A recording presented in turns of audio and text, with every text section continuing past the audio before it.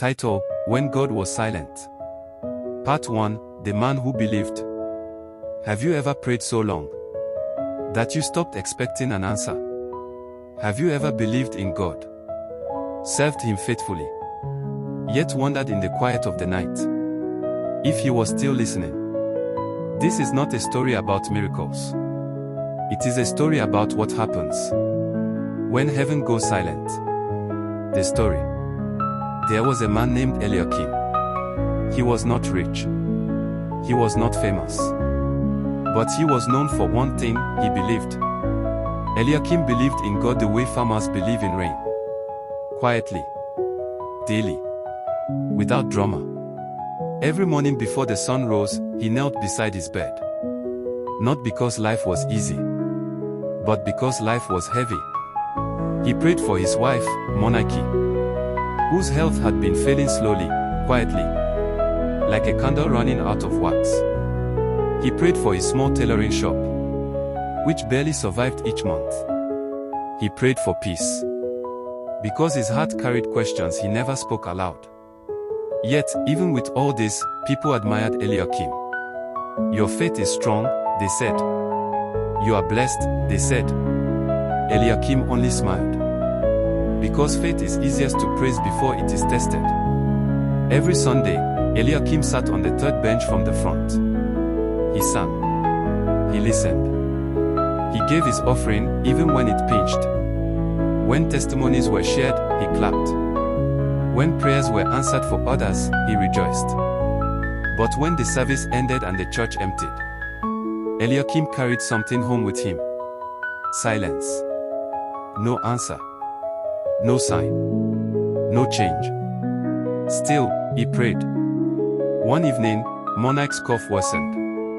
Eliakim held her hand as she struggled to breathe, whispering prayers he had memorized since childhood. "God, you healed others. God, you said ask. God, please." The room remained quiet. No voice. No vision. No sudden strength. Only the ticking of the wall clock, counting time that felt borrowed. That night, for the first time in many years, Eliakim prayed differently. Not loudly. Not confidently. He prayed with trembling honesty. "God, are you still there?" The words scared him. But he didn't take them back. Days later, the shop was broken into. Clothes he had spent weeks sewing were gone. His machine damaged. His savings wiped clean. People came with comfort. "God knows best. Maybe this is a test. Just keep believing." Eliakim nodded. But inside, something cracked. Because it felt like every prayer was being answered except his.